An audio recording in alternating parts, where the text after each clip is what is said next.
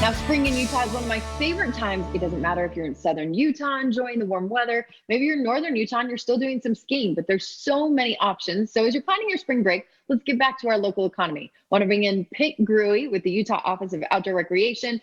Hey, Pitt, great to have you on the show. We're always talking fun stuff because we have the coolest outdoor playground ever. Yeah, it's true. I mean, Utah has so many options, and springtime is a great time to be in Utah.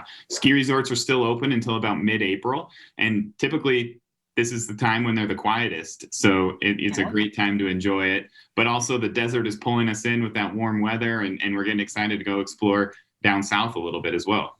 I have to say, I love spring skiing partly because of the temperatures. You take your goggles off, you just hang out, get a little sun on your skin. I love it. Yeah, spring skiing is the best. It's the best time to take your family out because there's less cold hands and cold toes, and the Yep. kids are happy. It's a great time to be out. And I'm happy too. So it all works.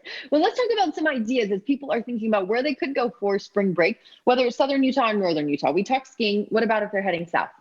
If you're heading south, I always think a great go-to is our state parks. We have a lot of reservoirs like Sand Hollow down in Washington County. We have Kodachrome Basin in Garfield County. These state parks provide really great experiences. They're near national parks, so you can kind of double up and do, multiple spots and see all kinds of great sites and recreational activities. State parks are always a great go-to. Now, I think that the one thing we need to advise people, with COVID, we've seen more people outside than ever before. Everybody's realizing, wow, this is an amazing place and they've loved exploring. But that also comes with more campsites being booked. So how do they plan ahead? Yeah, so if you're going to go to a state park, go to the state park's website. They have all the information you need to find out, how full their campsites are, to make reservations, everything else.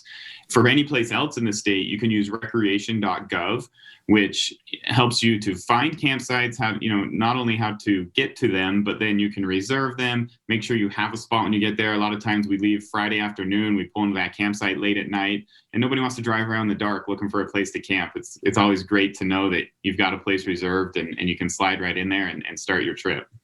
And as you pack your food, if you're doing day hikes or maybe you're doing some overnight camping, maybe get some of the stuff here that you need or for that road trip, but then make sure you're giving back and shopping in that local economy as well. Yeah, exactly. Any trip that I take, I always try to plan at least a meal going and a meal coming back to eat in the community or a community I'm passing through. So, it's not only a great opportunity to meet some new people, to kind of see the way of life for that community, but also you're contributing to these small businesses that really rely on this visitor market and people coming to see the great sites around their community. Well, and it's so fun to see some of these little local places. Pitt, I made it up to Shooting Star in Eden, Utah's oldest business. I mean, and the stories that are there. So just get out and enjoy the local economy. It's so fun. Give them that website one more time if they want to check it out. Yeah, so go to recreation.gov if you want to book a spot and find the best camping in the state.